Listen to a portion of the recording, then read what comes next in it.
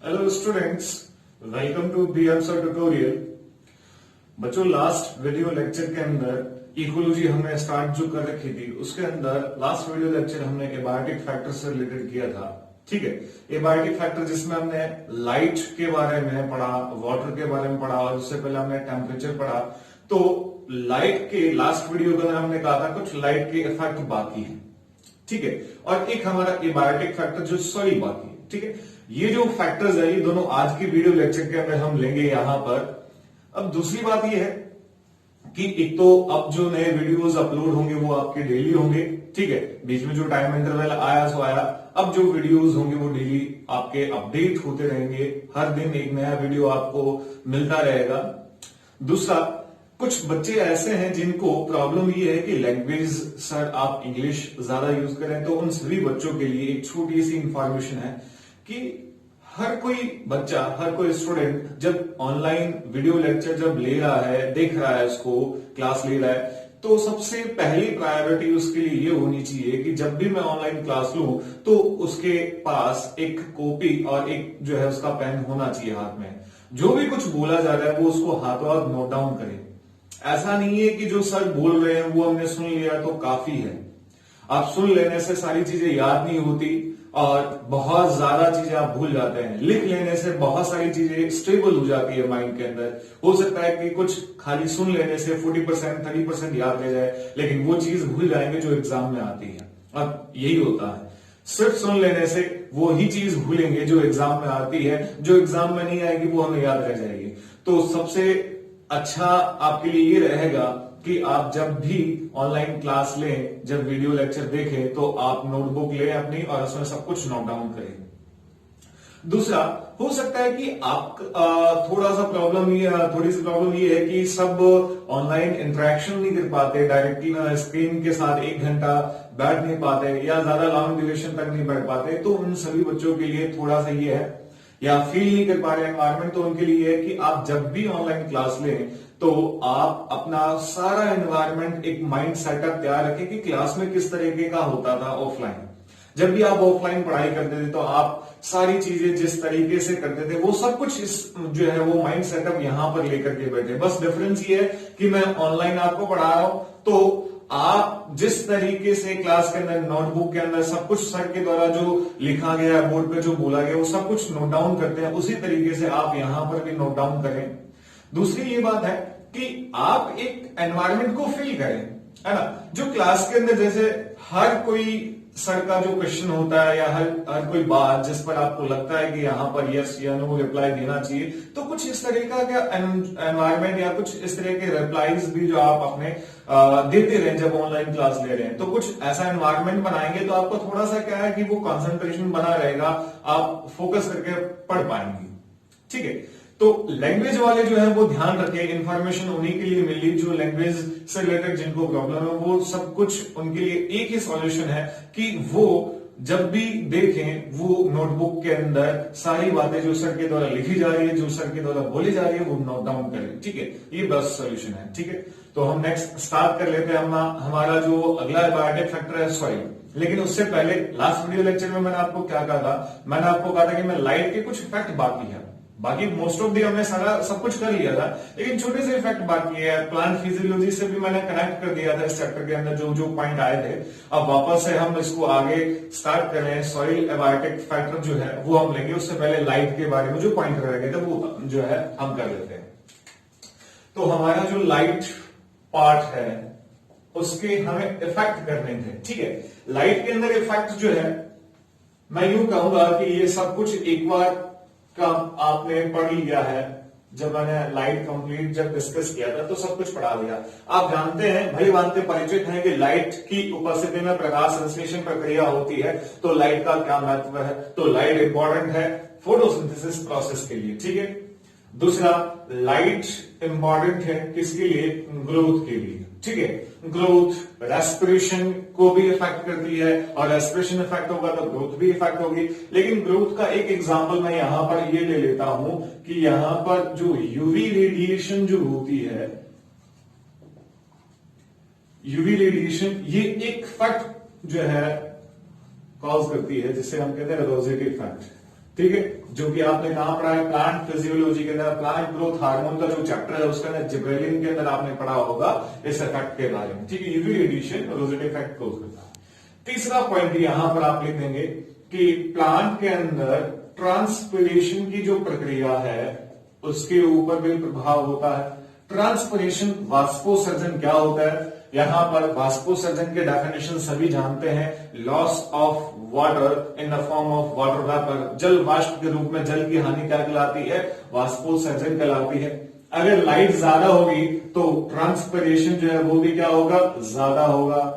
आप जानते हैं कि ट्रांसपिरेशन किसके थ्रू होता है, स्ट्रोमेटा के थ्रू होता है। ठीक है, दूसरा एक और चीज बता देता हूं, अगर ट्रांसपिरेशन ज्यादा हुआ है तो यहां पर इससे संबंधित एक और चीज यहां पर हम लिख देते हैं, एसेंट ऑफ सैप भी क्या होगा, ज्यादा होगा। आप याद करें कि आपने रस के आरोहण के लिए, एसेंट ऑफ सैप के लिए आपने एक थ्योरी पढ़ी है जो मोस्ट सक्सेसफुल थ्योरी थी, उसके अंदर आपने पढ़ा है ट्रांसपिरेशन पुल थ्योरी। उस थ्योरी का नाम क्या है, ट्रांसपिरेशन पुल थ्योरी। आप ये जानते हैं कि जो बहुत ज्यादा लंबी हाइट वाले जो प्लांट होते हैं उनके अंदर सारा जो वाटर और मिनरल का जो ऊपर की तरफ ट्रांसपोर्ट है वो सब कुछ किसकी वजह से होता है, वो ट्रांसपिरेशन पुल की वजह से होता है। ठीक है, तो ट्रांसपिरेशन जितना ज्यादा होगा उतना ही एसेंट ऑफ सैप भी क्या होगा, ज्यादा होगा। ट्रांसपिरेशन के बाद हम ले लेते हैं नेक्स्ट अपना, यहां पर एक एनिमल से रिलेटेड पॉइंट मैं ले लेता हूं, इसको एनिमल बिहेवियर। एनिमल बिहेवियर की अगर मैं बात करूं तो ये भी टर्म्स जो है ये जब एनिमल किंगडम जब आप पढ़ते हैं तो स्टार्टिंग के अंदर टर्मिनोलॉजी पढ़ाई जाती है एनिमल किंगडम की, उसके अंदर यहां पर ये दो टर्म्स आपने पढ़ी होगी। फर्स्ट इसके अंदर लिख रहा हूं डाययूर्नल, और दूसरा यहां पर क्या होता है, नॉक्टर्नल। ये आपने पढ़ा होगा, डाययूर्नल नॉक्टर्नल का अर्थ मीनिंग यहां पर क्या है, यहां पर ये हो गया दिनचर प्राणी, और ये क्या हो गया, ये हो गया आपका रात्रिचर। ठीक है, नाम से ही पता लग रहा है, दिनचर जो दिन के समय विचरण करते हैं, active during day time, day time दिन के समय एक्टिव होंगे। डाययूर्नल ऑर्गेनिज्म जो एक्टिव ड्यूरिंग नाइट टाइम क्या कहलाएंगे, नॉक्टर्नल। जो रात के समय विचरण करते हैं या सक्रिय रहते हैं उनको हम क्या कहते हैं, नॉक्टर्नल कहते हैं। ये कुछ इफेक्ट थे, बहुत छोटा सा पोर्शन रह गया था हमारा, कुछ बड़ा पोर्शन नहीं था। इसके अलावा मैं आपको कुछ ऑलरेडी एक और पॉइंट बता देता हूं, लाइट का पिगमेंटेशन के ऊपर भी इफेक्ट पड़ता है एज वेल, एनिमल और प्लांट दोनों के अंदर। ठीक है, प्लांट और एनिमल दोनों के अंदर पिगमेंटेशन भी लाइट के द्वारा अफेक्ट होता है। एनिमल्स की बात करें तो आपको मालूम है, प्लांट्स के अंदर क्या होता है, प्लांट्स के अंदर लीफ ऑटम सीजन के अंदर वहां पर लीफ ब्राउन कलर की हो जाती है। वो इफेक्ट किसकी वजह से आता है, वो लाइट की वजह से होता है, एक्सेस लाइट की वजह से। ठीक है, तो ये आपके इफेक्ट हो गए लाइट से संबंधित। अब हमारा नया एबायोटिक फैक्टर है जिसका नाम सॉइल है। ठीक है,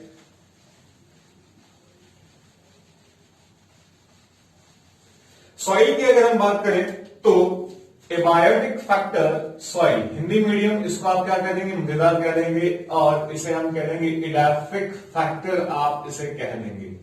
ठीक बात है, सॉइल एडाफिक फैक्टर आप इसको कह देंगे।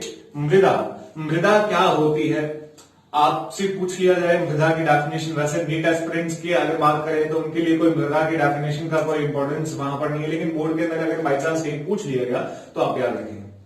अगर आपको कह दिया जाए कि जो धरातल के ऊपर जो आपको लेयर्स दिखाई दे रही है, लेयर जो दिखाई दे रही है वही आपकी क्या है, सॉइल है, लेकिन इसको डेफिनेशन के फॉर्मेट में कैसे लिखेंगे, आप लिख देंगे upper most layer of the earth crust, भू परपट्टी की सबसे ऊपरी जो परत होती है वो क्या हो जाएगी, वो आपकी सॉइल हो जाएगी। तो मैं इसके अंदर लिख देता हूं, सॉइल के अंदर upper most layer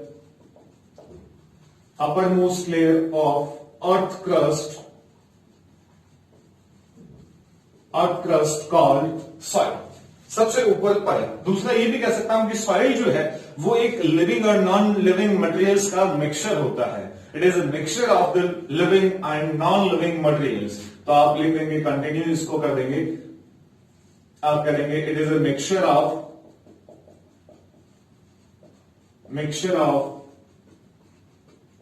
living and non living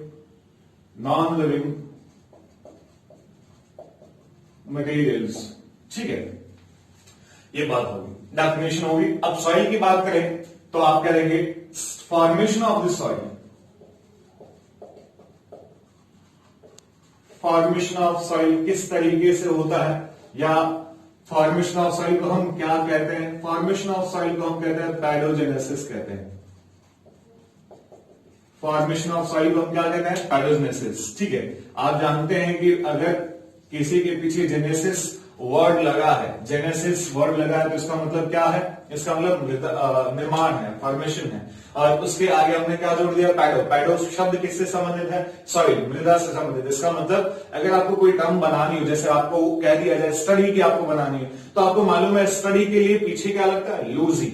और अगर आपको मृदा की स्टडी, सॉइल की स्टडी करनी है तो आपको पता है कि हम पैडो वर्ड यूज कर सकते हैं। तो पैडो प्लस लॉजी जोड़ दीजिए तो वो क्या हो जाएगी, पैडोलॉजी हो जाएगी। तो स्टडी ऑफ द सॉइल क्या हो जाएगी, स्टडी ऑफ द सॉइल, यहां पर लिख देता हूं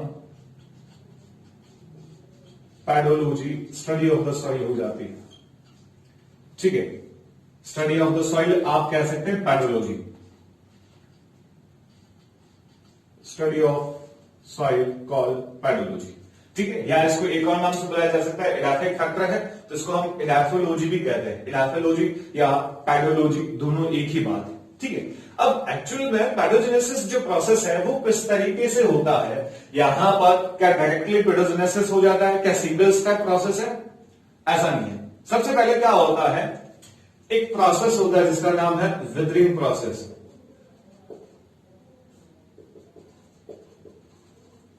विदरिंग प्रोसेस हिंदी मीडियम, इसको हम क्या कहते हैं, इसको हम कहते हैं अपक्षय प्रक्रम कहा जाता है। ये क्या होता है, अपक्षय प्रक्रम क्या होता है, जब चट्टाने, इसका मैं थोड़ा सा पॉइंट आपको याद दिला दूं कि आपने सक्सेशन पढ़ा होगा, इकोलॉजी का जो नेक्स्ट टॉपिक है 14th नंबर चैप्टर, उसके अंदर आप पढ़ते हैं सक्सेशन, अनुक्रमण। अनुक्रमण क्या होता है, अनुक्रमण आपने दो टाइप के पढ़े होंगे, दो टाइप के, प्राइमरी और सेकेंडरी सक्सेशन। ठीक है, प्राथमिक अनुक्रमण और द्वितीयक अनुक्रमण। अनुक्रमण क्या होता है, आप कहते हैं कि सर एक टाइम इंटरवल के साथ एक पर्टिकुलर एरिया पर जो जो चेंजेस आते हैं वो क्या कहलाता है, एक अनुक्रमण आता है। बायोटिक कम्युनिटी के अंदर जो चेंज आता है वो अनुक्रमण है। अब उसके अंदर हमारा जो पॉइंट है, आप बायोटिक प्राइमरी सक्सेशन और सेकेंडरी जो सक्सेशन है उसके अंदर आप एक बहुत बड़ा डिफरेंस लेते हैं कि प्राइमरी सक्सेशन के अंदर पेडोजेनेसिस होता है, जबकि सेकेंडरी के अंदर पेडोजेनेसिस नहीं होता। सेकेंडरी के अंदर ऑलरेडी लाइफ एग्जिस्ट करती है, जबकि प्राइमरी में जो है नई लाइफ का ओरिजिन होता है। ठीक है, कहीं और से आती है। तो यहां पर आप कहते हैं प्राइमरी के अंदर मृदा बनती है, इसका मतलब प्राइमरी सक्सेशन के अंदर मृदा बनती हुई आप देख सकते हैं। ठीक है, अगर आप उसको देख रहे हैं, ऑब्जर्व कर रहे हैं, तो उसके अंदर मृदा अगर बन रही है तो उसमें पहले क्या होता है, विदरिंग प्रोसेस होता है। चट्टाने होती है, चट्टाने छोटे छोटे टुकड़ों में, फाइन पार्टिकल में उनका ब्रेकडाउन होता है, breakdown of the rock into fine particle. चट्टानों का छोटे छोटे कणों के अंदर टूटना क्या कहलाता है, विदरिंग प्रोसेस कहलाता है।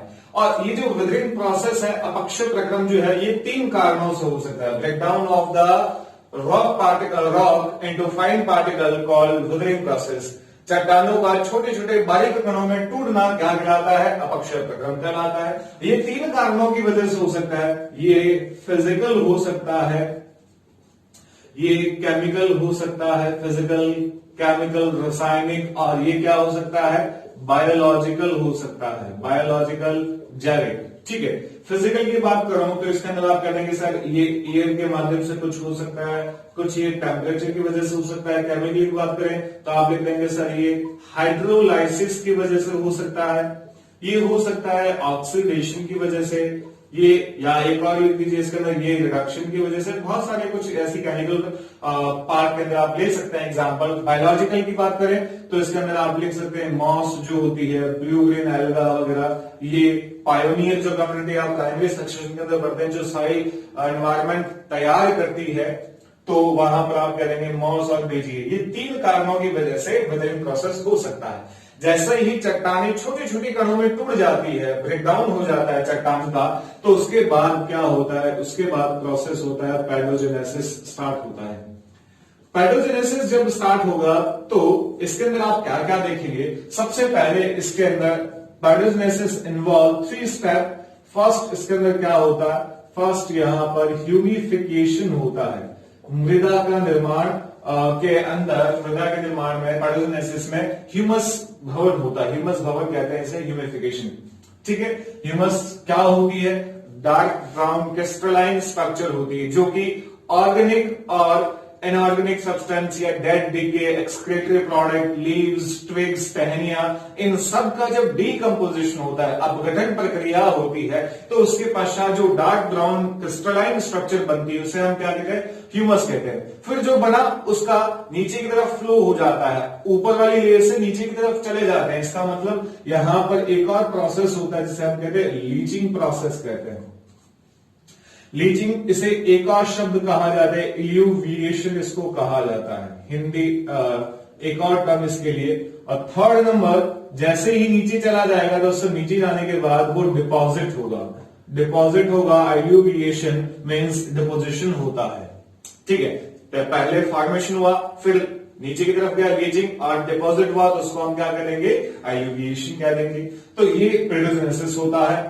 ठीक है, अब पेडोजेनेसिस के बाद आपने कह दिया स्टडी ऑफ द सॉइल क्या कहलाती है? पेडोलॉजी कह लीजिए, या एक और टर्म मैंने आपको बता दी, इडाफोलॉजी भी आप इसको कह सकते हैं। इडाफोलॉजी, दूसरी टर्म मैं लिख देता हूं यहां पर, इडाफोलॉजी भी इसको कहा जाता है। ठीक है, इडाफोलॉजी।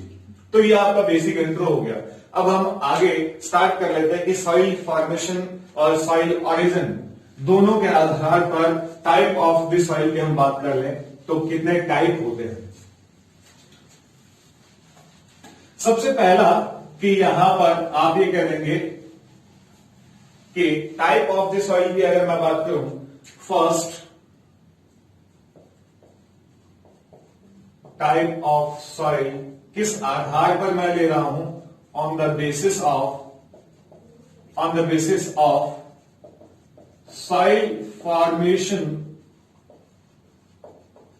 सॉइल फॉर्मेशन कह लीजिए, या आप उसको क्या कह सकते हैं? पेडोजेनेसिस। पेडोजेनेसिस का मतलब ही क्या है? Soil formation. And origin of minerals, origin of minerals की बात करें तो ये क्या कहना चाह रहा है? ऑरिजिन ऑफ मिनरल्स का मतलब हो गया विदरिंग प्रोसेस। अब क्या होगा? आप मान लीजिए कि एक ही जगह पर चट्टानें मौजूद थी और चट्टानें छोटे छोटे कणों में टूट गई।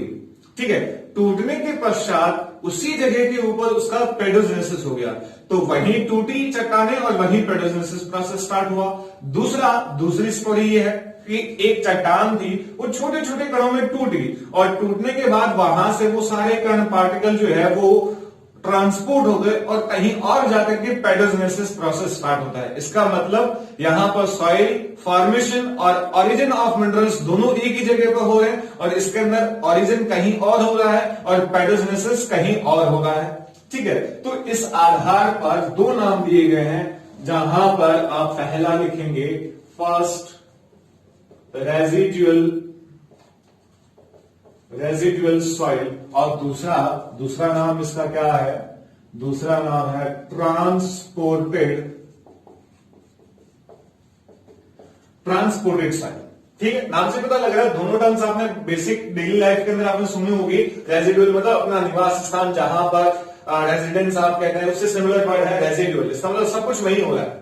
ट्रांसपोर्टेड, इसका मतलब कुछ ना कुछ ट्रांसपोर्ट हुआ है यहां पर। रेजिडुअल की डेफिनेशन अगर आप फॉर्मेलिटी के तौर पर लिखें तो आप लिख देंगे origin of minerals, means withering की बात कर रहा हूं। ऑरिजिन ऑफ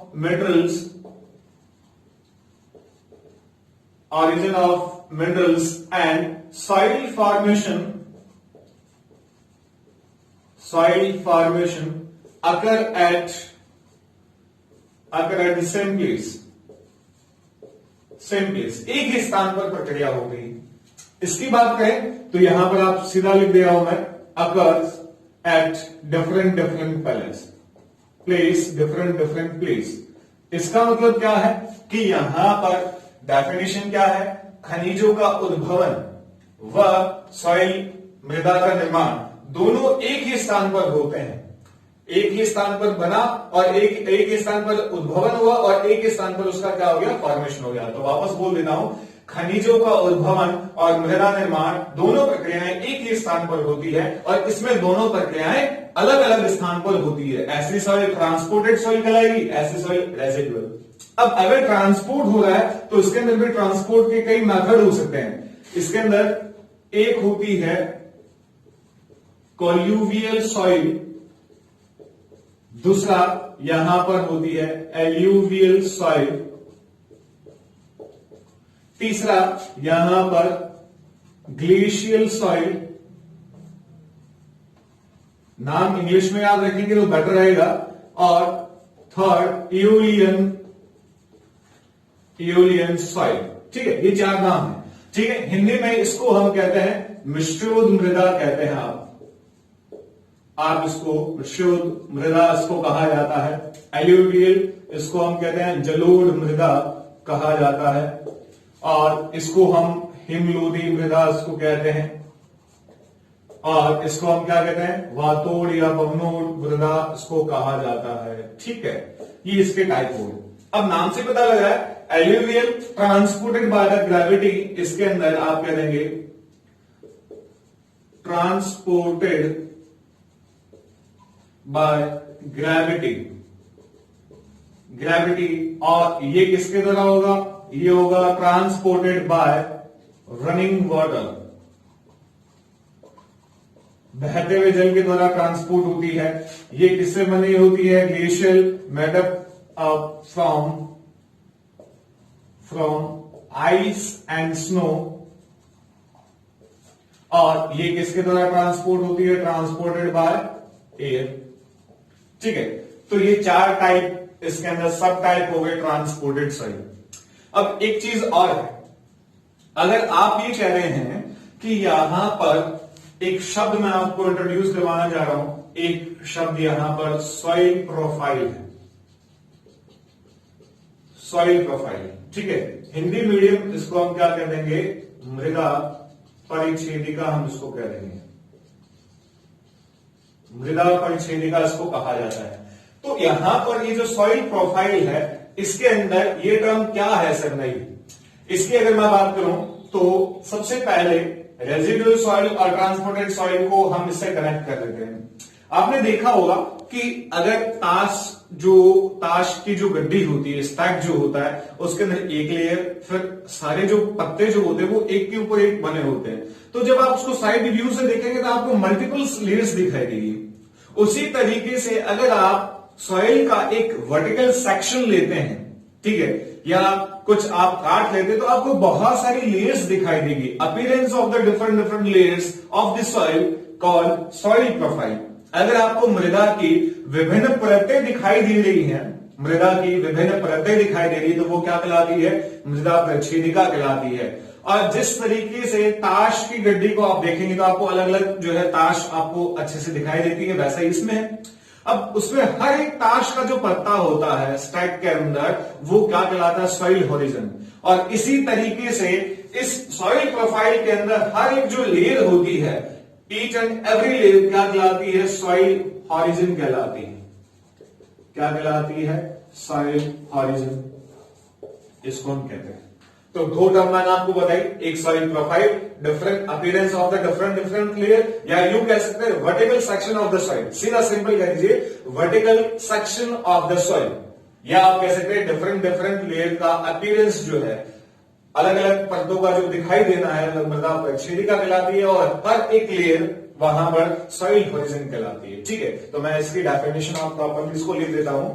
ठीक है, ये हो गया टाइप ऑफ द सॉइल। और नेक्स्ट दो नई टर्म्स है, सॉइल प्रोफाइल। अगर एक और बात है कि अगर किसी की सॉइल प्रोफाइल है, जैसे दो नाम है, इसका एक और नाम होता है जोनल सॉइल भी हम कहते हैं। अब जोनल सॉइल की डेफिनेशन इसके लिए अलग से दी गई है। आप कह देंगे a soil having a soil profile, एक ऐसी मृदा जिसकी खुद की अपनी प्रोफाइल होती है। तो प्रोफाइल तो होनी लाजमी है, क्योंकि एक ही जगह बनी है, ठीक है, वहां पर ओरिजिन हुआ और वहीं पर पेडोजेनेसिस हुआ। इसकी डेफिनेशन क्या है, एक ही जगह पर ओरिजिन और एक ही जगह पर क्या हो रहा है, पेडोजेनेसिस हो रहा है। इसका मतलब बहुत समय अंतराल, क्योंकि ये मृदा का जो बनना है वो काफी टाइम लेता है। तो जैसे जैसे टाइम आगे साथ बढ़ेगा तो मृदा के अंदर अलग अलग परतें बनती जाएगी। तो अगर एक ही जगह सब कुछ हो रहा है तो तय है कि उसके अंदर अलग अलग लेयर्स दिखाई देंगे, लेकिन एक जगह ऑरिजिन हो रहा है और दूसरी जगह ट्रांसपोर्ट हो रही है, इसका मतलब उस पर्टिकुलर एरिया पर उसकी कभी भी सॉइल प्रोफाइल आपको दिखाई नहीं देगी। इसका मतलब सॉइल प्रोफाइल कहां पर दिखाई देगी? जो सॉइल, कौन सी सॉइल होगी? रेजिडुअल सॉइल, वही ऑरिजिन हुआ और वही फॉर्मेशन हुआ, तो आप उस सॉइल को जोनल सॉइल भी कह सकते हैं। तो मैं इसकी छोटी सी डेफिनेशन इसी के रेस्पेक्ट में लिख देता हूं, soil having a soil profile एक ऐसी मृदा जिसकी खुद की अपनी एक मृदा प्रच्छेदिका होती है। मृदा प्रच्छेदिका में सॉइल प्रोफाइल होती है, जोनल सॉइल कहलाती है, और इसको मैं क्या कह दूंगा? Azonal. A soil divide of soil profile called azonal soil. ठीक है, इसे डेजर्ट सॉइल भी कहा जाता है। ए जोनल सॉइल हो गया। तो मैं वापस से ये डेफिनेशन दो ये लिख देता हूं, सॉइल प्रोफाइल और इसकी। अब अगर सॉइल प्रोफाइल की एक और बात करें तो सॉइल प्रोफाइल जो है क्या सब जगह कांस्टेंट रहती है? नहीं, सॉइल प्रोफाइल अलग अलग चेंज होती है। बायोम, अलग अलग बायोम के अंदर अलग अलग सॉइल प्रोफाइल होती है। ठीक है, तो यहां पर आप लिख देंगे सॉइल प्रोफाइल के बारे में। पहले तो सॉइल प्रोफाइल की सर डेफिनेशन लिख दीजिए। तो सॉइल प्रोफाइल आप लिख देंगे appearance of different layer of soil called soil profile, या सिंपल सा आप कह सकते हैं vertical section of the soil called soil profile कहते हैं। ठीक है, दूसरा इसके अंदर आप ये कह देंगे कि सॉइल प्रोफाइल के अंदर दूसरी टर्म जो आपने लिखी है वो हम कहते हैं सॉइल हॉरिजन। हमने लिखा सॉइल हॉरिजन की बात करो तो टोटल सॉइल के अंदर तीन टाइप के हॉरिजन होते हैं, ए बी सी। और ए और बी सी इनकी बात करें तो इसे तो मैं कह दूंगा ये सबसे ऊपर हॉरिजन है, सबसे ऊपर के लिए इसको टॉप सॉइल कहते हैं। इसको हम क्या कहते हैं? इसको हम कहते हैं सब सॉइल कहते हैं। और इन दोनों को मिलाकर के एक नई टर्म दे देता हूं, इसको हम सोलम कहते हैं, याद रखें सोलम। ठीक है, और सी थर्ड जो सबसे लास्ट लेयर होगी।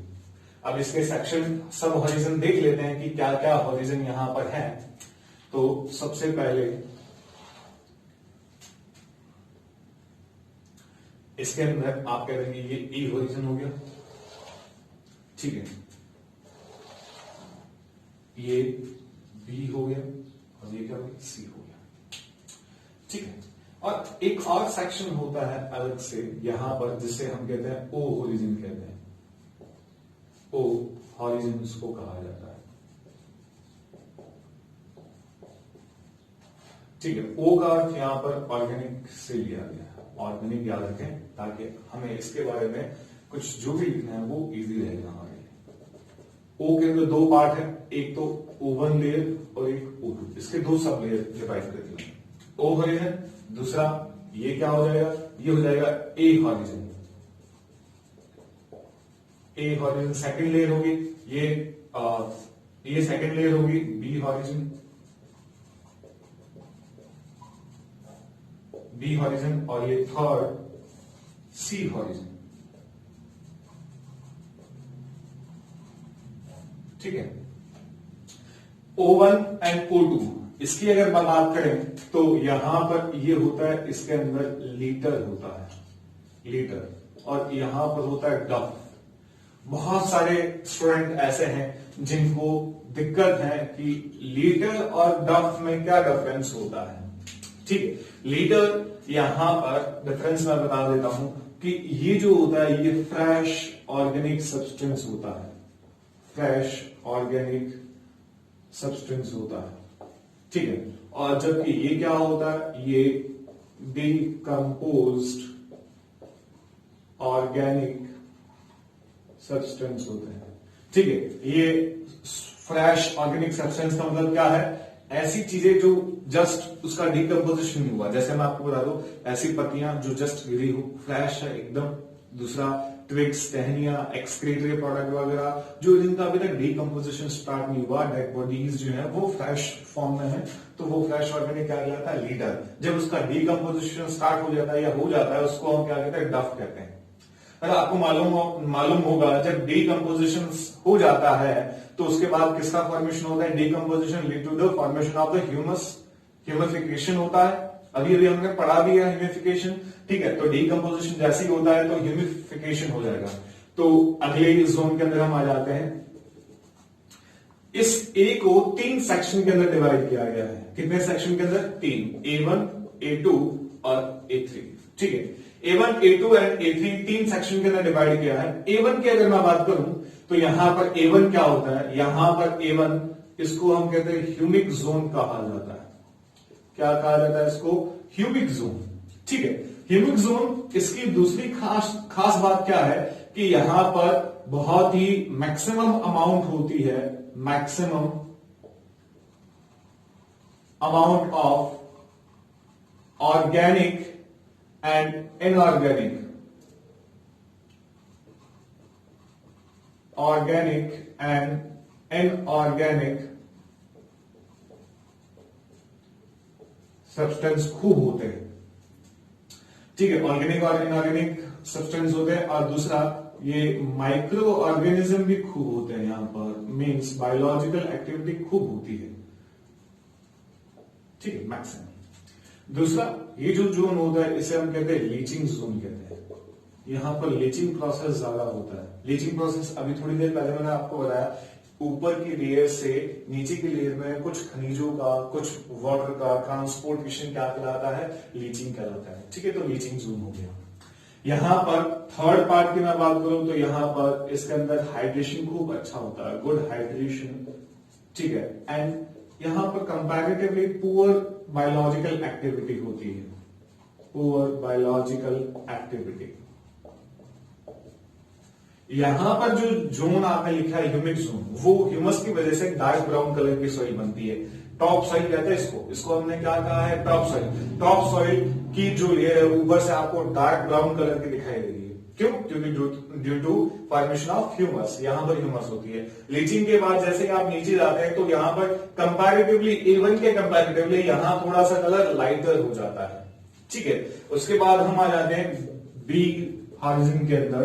बी के अंदर भी हम इसको 3 पार्ट में डिवाइड करेंगे, B1, B2 and B3।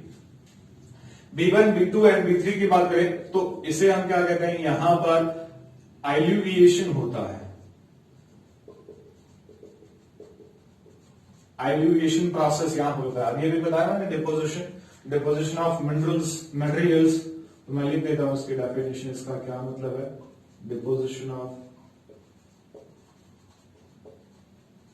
Materials, substance, ठीक है। दूसरा यहां पर आप क्या देंगे कि यहां पर पुअर बायोलॉजिकल एक्टिविटी है, poor micro organism activity, micro organism activity and poor aeration होता है, एरिएशन होता है।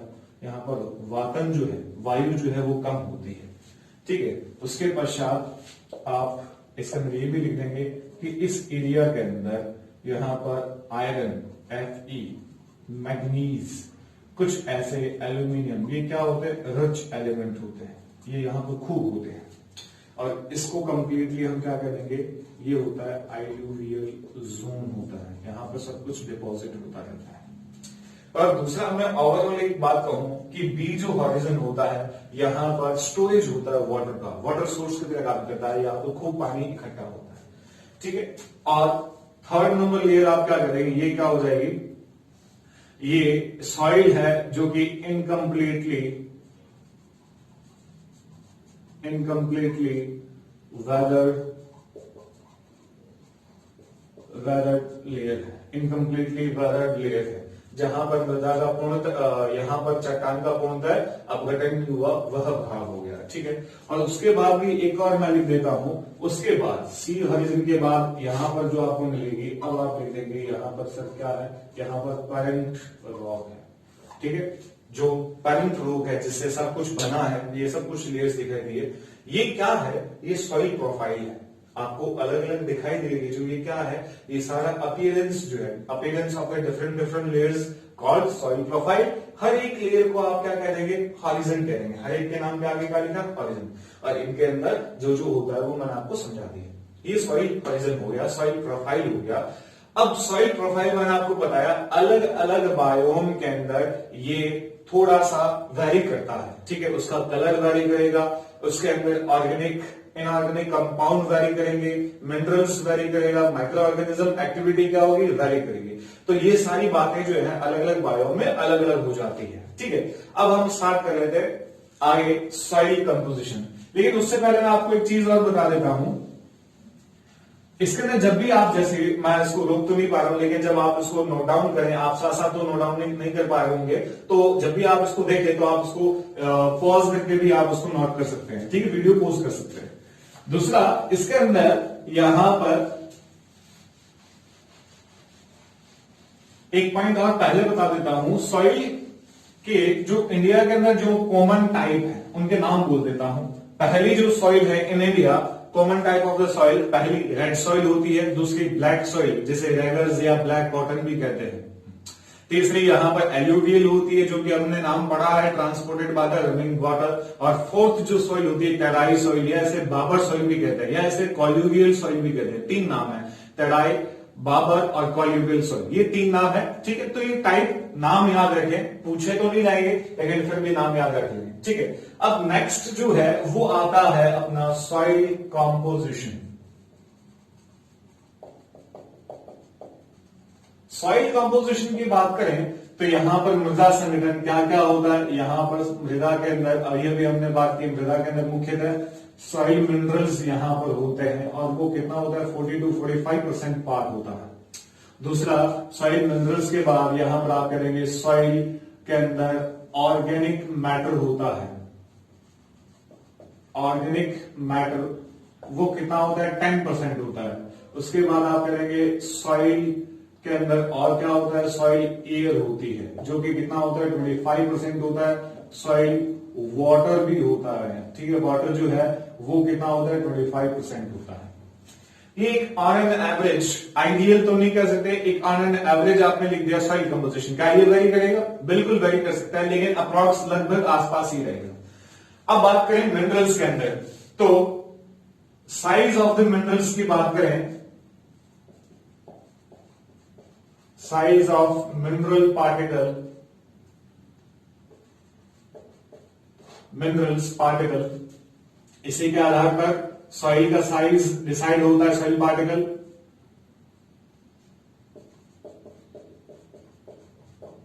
ठीक है, तो मैं साइज ऑफ मिनरल पार्टिकल या साइज ऑफ सॉइल पार्टिकल की बात करें तो यहां पर आप करेंगे सबसे छोटा साइज होता है एक मृदा, इसका नाम है क्ले, चिकनी मृदा जिसे हिंदी में हम कहते हैं क्ले। उसके बाद सिल्ट, जिसे हम कहते हैं गाद, इसका नाम क्या है, चिकनी मृदा, या मृग में शायद इसको भी कहा जाता है। सिल्ट के बाद आप करेंगे दूसरा क्या हो जाएगा, यहां पर फाइन सैंड होगी, महीन बालू जो होती है। उसके बाद आप करेंगे कोरस, कोरस सैंड आप करेंगे। उसके बाद में यहां पर आप करेंगे फाइन ग्रेवल, आप करेंगे जो छोटी बजरी होती है, महीन बजरी जिसे आप करेंगे महीन बजरी। और उसके बाद आप करेंगे कोरस ग्रेवल, जो मोटी बजरी जो होती है उसे हम करेंगे। ये साइज हो गया। और मैं आपको ये भी बता दूं इसका मैक्सिमम साइज कितना है, 5 मिलीमीटर है, ठीक है, 5 मिलीमीटर मैक्सिमम। इसका मतलब आप अंदाजा लगा सकते हैं, इसका 0.2 से स्टार्ट होगा, लगभग 0.2 0.1 मिलीमीटर के अंदर रेंज है। जो ऑर्डर है वो मिलीमीटर कोटि की है। अब मैं आपको कुछ पॉइंट इनसे रिलेटेड स्टार पॉइंट बता देता हूं। फर्स्ट पॉइंट है अपना सैंड और ग्रेवल का। Sand and gravel particle are chemically inactive, are chemically inactive.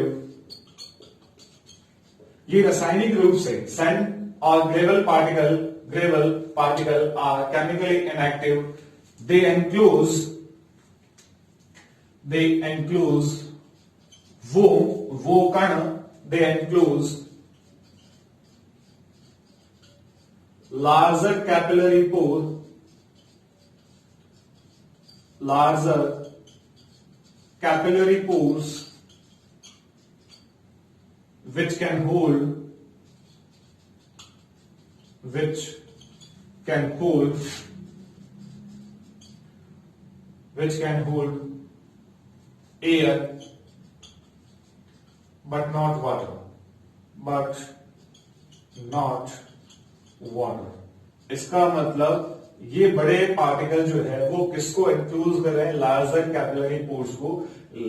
Larger capillary pores को जब एनक्लोज करते हैं तो वो सिर्फ और सिर्फ किसको होल्ड कर पाते हैं? एयर को। वो वाटर को होल्ड नहीं कर पाएंगे। ठीक है। दूसरा, सैंड के बाद मैं बात करूं clay particle. Clay particle are chemically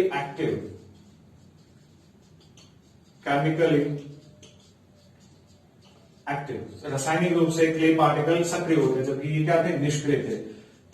they enclose फाइनर capillary pores. वो किसको एनक्लोज कर रहे थे? लार्जर कैपिलरी पोर्स को। फाइनर capillary pores which can hold water but not air. अगर ये छोटे फाइनल कैपिलरी पोर को अगर ऑक्यूपाई कर रहे हैं, अगर उसको घेर रहे हैं या उसको ऑक्यूपाई जगह वहां घेर रहे हैं, तो वो सिर्फ और सिर्फ वाटर को ही होल्ड कर सकते हैं, वो एयर को होल्ड नहीं कर पाएंगे। ये बहुत ही इंपॉर्टेंट पॉइंट है और इससे हम आगे चल करके ये भी डिसाइड करेंगे कि एक गुड सॉइल के लिए क्या क्या चीजें रिक्वायर्ड है। बात करें सिल्ट की अगर मैं बात करूं तो सिल्ट के अंदर मैं लिख देता हूं ये इंटरमीडिएट होता है। इसका मतलब इसके अंदर दोनों के बराबर लक्षण होते हैं। ठीक है, ये पॉइंट है। अब यहां पर मैं कुछ टाइप लिखने जा रहा हूं। ये जो सॉइल के अंदर आपने लिखा है सॉइल मिनरल पार्टिकल के साइज के आधार पर, अब इनका जो रिलेटिव रेशियो है, ठीक है, इनका जो रिलेटिव रेशियो है वो क्या डिसाइड करता है? रिलेटिव रेशियो वो डिसाइड करता है, अगर आपको कह दिया जाए कि on the basis of type of soil,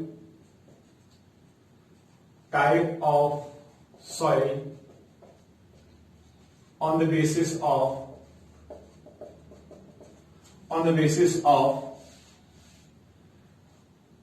relative ratio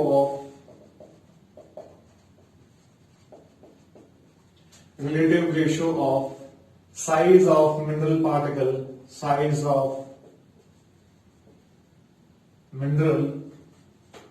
particle, mineral particle के जो अपेक्षित अनुपात हैं उनके आधार पर हम पढ़ रहे हैं टाइप ऑफ द सॉइल। मैं आपको ये बता दूं कि रिलेटिव रेशियो जो है डिसाइड क्या करता है? साइज, रिलेटिव रेशियो का जो आप बात कर रहे हैं, साइज की बात कर रहे हैं, वो डिसाइड करता है वाटर होल्डिंग कैपेसिटी। वो डिसाइड करता है किसी एरिया के ऊपर वेजिटेशन कैसी होगी, कितनी होगी, ये सब कुछ डिसाइड करता है।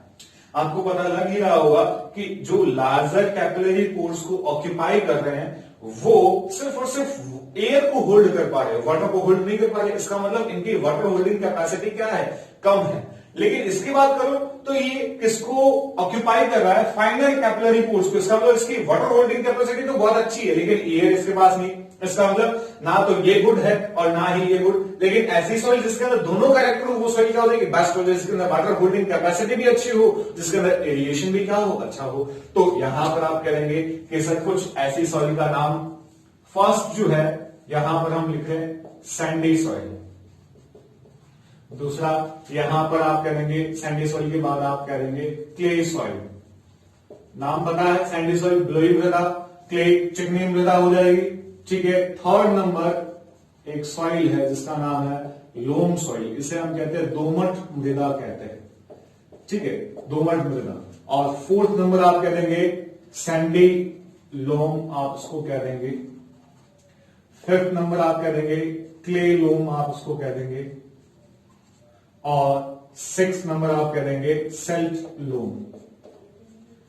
सेल्ट लोम सॉइल आप उसको कह देंगे। ठीक है, सिल्ट लोम। ये 6 प्रकार की सॉइल है relative ratio of size of mineral particle. ठीक है, सैंडी सॉइल की अगर हम बात करें तो अभी अभी आपने देखा कि सैंड पार्टिकल जो है, सैंड पार्टिकल केमिकली इनएक्टिव होते हैं, तो ये किसको ऑक्यूपाई करते हैं? Occupied larger capillary pores, larger capillary pores, मैं शॉर्ट में लिख दिया मैंने। इसलिए वाटर होल्डिंग कैपेसिटी जो है, WHC का मतलब क्या है? वाटर होल्डिंग कैपेसिटी, जल धारण क्षमता, इंडिविजुअल जल धारण क्षमता कम हो जाती है, और एयर यहां पर क्या होगी? अच्छी होगी, ज्यादा होगी। और अगर वाटर कम है तो यहां पर मिनरल्स भी क्या हो जाते हैं? मिनरल्स भी रिड्यूस हो जाते हैं। इसका मतलब ये अच्छी सॉइल नहीं है। क्ले सॉइल की बात करें तो जस्ट अपोजिट हो जाएगा।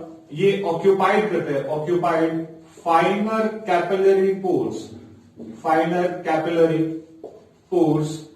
और जब फाइनल कैपिलरी पोर्स को ऑक्यूपाई कर रहे हैं तो इनकी वाटर होल्डिंग कैपेसिटी बहुत अच्छी हो जाती है, मिनरल्स इसके अंदर खूब अच्छे आ जाते हैं, मिनरल्स बहुत बढ़िया है। लेकिन यहां पर एयर जो है, एरिएशन जो है वो रिड्यूस हो जाता है।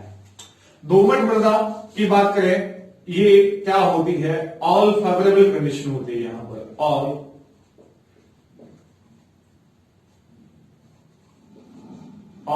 फेवरेबल कंडीशन होती है। ऑल फेवरेबल कंडीशन, इसका मतलब यहां पर वाटर होल्डिंग कैपेसिटी भी अच्छी होगी। इसका मतलब ये लार्जर और फाइनल, लार्जर और फाइनर कैपिलरी पोर्स दोनों को ऑक्यूपाई करता है, वाटर होल्डिंग कैपेसिटी अच्छी है, यहां पर मिनरल्स भी क्या है? अच्छे हैं, और एयर एरिएशन भी, वातावरण भी क्या है? गुड है। ठीक है, अब नाम उसके आगे देखें। अब लोम सॉइल, इसका मतलब लोम सॉइल के अंदर सारी चीजें परफेक्ट हैं, सारी चीजें क्या है? परफेक्ट यहां पर हैं। तो इसके अंदर क्या होगा? आप ही करेंगे सर अगर इसमें सारी चीजें परफेक्ट हैं तो ये एक गुड सॉइल हो सकती है। तो आप जानते हैं कि दोमट मृदा जो है वो एक गुड सॉइल होती है, it is a good soil. ठीक है, इसका रीजन आपके सामने है। ठीक है, क्योंकि water holding capacity, minerals, air सब कुछ बढ़िया है। क्यों? क्योंकि सारी कंडीशन फेवरेबल है, क्योंकि फाइनल और लार्जर कैपिलरी को दोनों बराबर ऑक्यूपाई करते हैं। अब नाम से आगे देखो, सैंडी लोम, लोम जुड़ा है और इसका आगे क्या जुड़ गया? सैंडी। इसका मतलब यहां पर सैंड पार्टिकल क्या होंगे? सैंड पार्टिकल, सैंड पार्टिकल यहां पर ज्यादा होंगे। यहां पर कौन से पार्टिकल ज्यादा होंगे? यहां पर क्ले ज्यादा होगी, और यहां पर कौन ज्यादा होगा? यहां पर सिल्ट ज्यादा होगा। तो ये तीन टाइप बस नाम से ही आपको जोड़ने हैं। ठीक है, बहुत इजी हो जाएगा। अब नेक्स्ट जो है मिनरल्स पार्ट पूरा हो गया। Next organic matter. Organic matter जो है हमने पढ़ा है, पढ़ के आए ऑर्गेनिक मैटर। ऑर्गेनिक मैटर आप क्या देंगे सर? क्या क्या होती हैं यहां पर? आप कहेंगे लीव्स हो गया, ट्विग्स, टहनियां हो गई, पत्तियां हो गई, एक्सक्रीटरी प्रोडक्ट ऑफ एनिमल हो गया, एक्सक्रीटरी प्रोडक्ट ऑफ एनिमल हो गया, और ये आप कह सकते हैं डेड बॉडीज होगी, डेड बॉडीज। तो ये कुछ सारा सब कुछ क्या है? ये ऑर्गेनिक मैटर है। ठीक है, ह्यूमस फॉर्मेशन वगैरह सब कुछ है organic matter. Soil organic matter के बाद अगला नेक्स्ट अपना क्या है? सॉइल एयर है। सॉइल एयर, क्या सॉइल और एयर इंपॉर्टेंट है? बिल्कुल इंपॉर्टेंट है। सॉइल एयर इंपॉर्टेंट है for root of the plant, and soil air important है किसके लिए? माइक्रो ऑर्गेनिज्म के लिए भी इंपॉर्टेंट है। Soil air important for micro organism and root of the plant.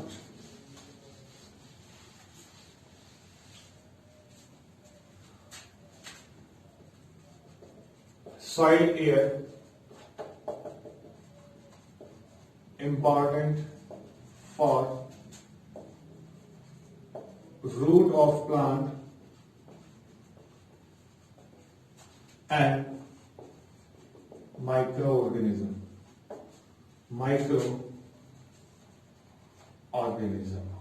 ठीक है। रूट ऑफ प्लांट्स पादप की जड़ों के लिए और सूक्ष्म जीवों के लिए आवश्यक है। सॉइल एयर के बाद सबसे लास्ट आता है इंपॉर्टेंट अपना सॉइल वाटर। इसका कितना परसेंटेज है? 25% है। Soil water, total type of water कितना होता है सॉइल के अंदर? टाइप ऑफ वाटर की बात करें तो सबसे पहले आप करेंगे यहां पर ग्रेविटेशनल वाटर होता है। मृदा में कुल कितना प्रकार का जल होता है? पहला आप करेंगे ग्रेविटेशनल।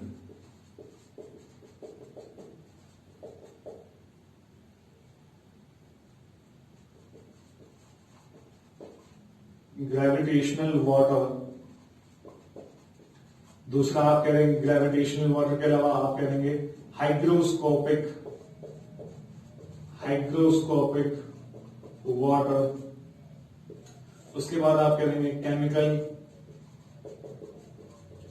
बाउंडेड वाटर, और सबसे इंपॉर्टेंट काम का कैपिलरी वाटर। ठीक है, कैपिलरी वाटर। और एक और लिख सकते हैं जो कि वाटर वेपर के फॉर्मेट में होता है, जल वाष्प के रूप में, वो भी वाटर सॉइल का ही एक छोटा सा पार्ट होता है। ठीक है, ये टोटल वाटर ऑफ दी। आप एक और रन अवे वाटर भी होता है जो कि चला जाता है, रनिंग वाटर जो होता है चला जाता है।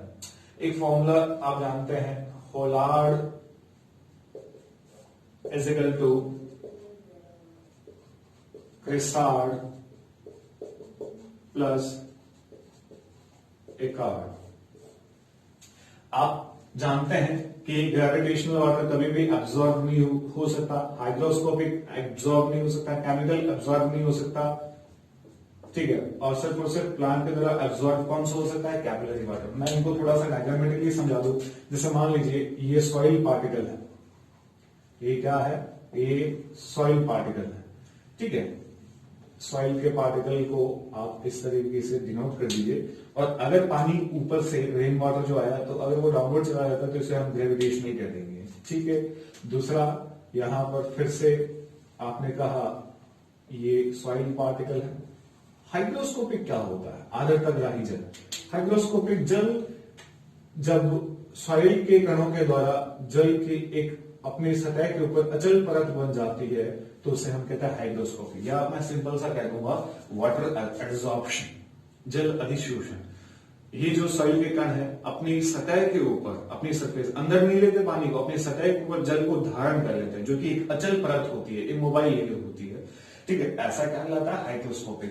केमिकल बाउंडेड क्या हो जाएगा, केमिकल बाउंडेड का थोड़ा सा समझने के लिए आप कुछ इस तरीके से लिख सकते हैं कि सर ये सॉइल पार्टिकल हो गए, और सॉइल पार्टिकल आप केमिस्ट्री के अंदर फॉर्मूलाज पढ़ते हैं कि किसी भी केमिकल फॉर्मूला के पीछे 24H2O लिखा होता है, कोई 12H2O होता है, कोई हाफ H2O होता है। तो ये क्या कर लेते हैं, ये केमिकल मॉलिक्यूल अपने अंदर वाटर को ऐड कर लेते हैं, ये बाउंडेड वाटर हो गया।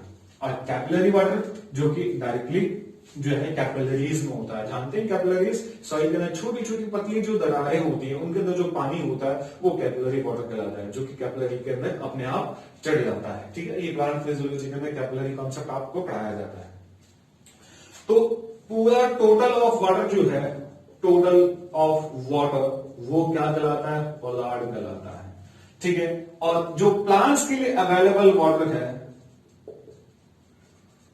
अवेलेबल वाटर फॉर प्लांट्स, वो क्या कहलाता है, वो कहलाता है क्रिसार्ड। और अनअवेलेबल वाटर जो है,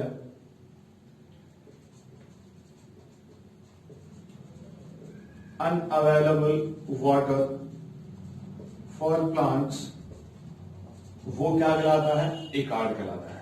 और क्रिसार्ड के अंदर सिर्फ और सिर्फ कौन सा वाटर इंक्लूड किया गया है, कैपिलरी वाटर। एकमात्र जल होता है, केशिकात्मक जल कहते हैं हिंदी के अंदर, इसे केशिकात्मक जल कहा जाता है, रसायन मंदिर जल कहा जाता है, आर्द्रताग्राही जल कहा जाता है, गुरुत्वाकर्षण जल कहा जाता है, और एक रनिंग बहता हुआ जल होता है। ठीक है, और एक वाष्प वाला। तो कैपिलरी वाटर एकमात्र वाटर होता है जो कि इसको प्लांट को मिल जाता है, बाकी कोई भी वाटर यहां पर नहीं मिलता। ठीक है, तो ये holard is equal to chresard plus echard, ये इक्वेशन आप याद रखें, इंपॉर्टेंट है। ठीक है, ये अपना most of the part soil से रिलेटेड हो चुका। अब कुछ टर्मिनोलॉजी है जो कि मैं आपको समझा देता हूं। एक होता है परमानेंट विल्टिंग कोएफिशिएंट होता है, एक होती है फील्ड कैपेसिटी होती है। Permanent wilting coefficient, field capacity, तो मैं कुछ फील्ड कैपेसिटी क्या होती है, सिंपल सा है, छोटी सी डेफिनेशन है, याद रखें। फील्ड कैपेसिटी अगर आपको पूछ ले तो आप क्या बताएंगे, आप कहेंगे amount, A maximum amount of the soil, maximum amount of the water in a soil, maximum amount of water in a soil after the stoppage of gravitational flow. मैं ये कह देता हूं कि ये पानी है, ये सॉइल लेयर है। ठीक है, और यहां पर आपने पानी यहां पर डाल दिया, लगभग 500 लीटर आपने पानी डाल दिया। ठीक है, तो यहां पर क्या हुआ, 400 लीटर पानी इसने रख लिया, 100 लीटर चला गया। इसका मतलब क्या हुआ, जितना नीचे जाना था वो चला गया, ग्रेविटेशनल फ्लो जितना होना था वो हो गया। उसके बाद जो इस सॉइल के अंदर जो बचा हुआ पानी है 400 लीटर अगर बच गया तो 400 लीटर उसकी फील्ड कैपेसिटी हो जाती है। इसका मतलब जितना ग्रेविटेशनल फ्लो होना है हो जाने दो, उसके जो बाद जो बचा हुआ होल्ड किया हुआ जो वाटर है जितना ये होल्ड कर पाई है, भाई यहां पर 500 में से 400 होल्ड कर लिया और बाकी चला गया। इसका मतलब इसकी कैपेसिटी कितनी है, 400 कैपेसिटी है। फील्ड कैपेसिटी क्या है, maximum amount of the soil water after the stoppage of the gravitational flow. ठीक है, दूसरा फील्ड कैपेसिटी के बाद एक और टर्म है इससे रिलेटेड, एक होता है वाटर लॉगिंग। वाटर लॉगिंग क्या होता है, वाटर लॉगिंग आप कह देंगे excess water after achievement of the field capacity. अब आपने कहा फील्ड कैपेसिटी 400 लीटर पर आ गई है, उसके बाद भी आप ऐड किए जा रहे हो पानी, आपने 500 1000 लीटर और ऐड कर दिया, तो उसके बाद सॉइल जो है वो पानी के अंदर डूब जाती है, तो उस कंडीशन को जलाक्रांत कहते हैं, वाटर लॉगिंग। तो सिंपल से डेफिनेशन है excess of water after the achievement of the field capacity. Field capacity के प्राप्त होने के बाद जो अतिरिक्त जल की मात्रा होती है वो क्या कहलाती है, जलाक्रांत कहलाती है। नेक्स्ट अपना विल्टिंग कॉफिशिएंट। विल्टिंग कॉफिशिएंट कह दीजिए या आप इसको कह सकते हैं परमानेंट विल्टिंग पॉइंट, TWP आप इसको कह सकते हैं, परमानेंट विल्टिंग पॉइंट। इसे मलानता बिंदु कहा जाता है। इसके लिए डेफिनेशन समझा देता हूं। आपने क्या किया, 500 लीटर वाटर आपने सॉइल के अंदर डाल दिया, ठीक है, या इसके अंदर अमाउंट कम ले लेते हैं। आपने क्या किया, 10 लीटर पानी आपने ऐड किया और इसके अंदर एक प्लांट ग्रो आपने करवा दिया, ठीक है। इस सॉइल के अंदर आप 10 लीटर अगर वाटर ऐड करें तो आपने देखा कि 10 लीटर वाटर ऐड करने पर इसकी ग्रोथ, इस प्लांट की ग्रोथ बहुत अच्छे से हो रही है। 10 लीटर ऐड किया सॉइल के अंदर, सिर्फ मात्र 10 लीटर, तो आपने देखा प्लांट की ग्रोथ बहुत अच्छे से हो रही है, कोई भी इसमें रुकावट नहीं है। फिर आपने क्या किया, सेकंड टाइम आपने इसके अंदर 10 लीटर की बजाय आपने इसके अंदर 5 लीटर ऐड किया सॉइल के अंदर, सेकंड कंडीशन आपने 5 लीटर, तब भी आपने देखा ऑब्जर्व किया प्लांट के अंदर अच्छे से ग्रोथ हो रही है। फिर आपने क्या किया, आपने 1 लीटर पानी इसके अंदर दिया, तब आपने देखा कि इसकी ग्रोथ क्या होगी, रिड्यूस होगी, पत्तियां मुरझा गई है, ठीक है, लीफ यहां पर मुरझा जाती है और ग्रोथ इसकी रिड्यूस हो जाती है। तो जिस पॉइंट पर पानी की वह न्यूनतम मात्रा, minimum amount of the water, पानी की न्यूनतम मात्रा जिस पर प्लांट विल्टिंग सिम्टम्स दिखाई दे या शो करे, प्लांट क्या शो करे, विल्टिंग सिम्टम शो करे, मलानता लक्षण अगर शो करे, तो उस पॉइंट को, ये प्लांट के लिए 1 लीटर क्या हो जाता है, परमानेंट विल्टिंग पॉइंट हो जाता है। इसका मतलब क्या है कि वह बिंदु, वह जल की न्यूनतम मात्रा जिस पर प्लांट की ग्रोथ या उसकी जो वृद्धि है वो रुक जाए, वो बिंदु मलानता बिंदु कहलाता है। अब एक गुड सॉइल के लिए परमानेंट विल्टिंग कोएफिशिएंट ज्यादा होना चाहिए कि कम होना चाहिए, तो आप कह रहे हैं कि गुड सॉइल के लिए फील्ड कैपेसिटी तो बहुत ज्यादा होनी चाहिए। एक अच्छी सॉइल की क्या लक्षण है, एक अच्छी सॉइल के लिए फील्ड कैपेसिटी बहुत ज्यादा होनी चाहिए, लेकिन उसका विल्टिंग कोएफिशिएंट बहुत ही कम होना चाहिए, कम होना चाहिए, ये जो है ज्यादा अच्छा रहेगा उस सॉइल के लिए। तो ये हो गया अपना सॉइल एबायोटिक फैक्टर। सारे एबायोटिक फैक्टर स्टूडेंट्स हमने कंप्लीट कर लिए। नेक्स्ट हमारा वीडियो जो होगा वो होगा रेस्पॉन्ड टू एनवायरमेंट, जो हमारा एनवायरमेंट के लिए रेस्पॉन्ड है, ठीक है, उससे संबंधित हम कुछ बातें स्टार्ट करेंगे, ठीक है। हमारा सॉइल वाला पार्ट कंप्लीट होता है। Thank you.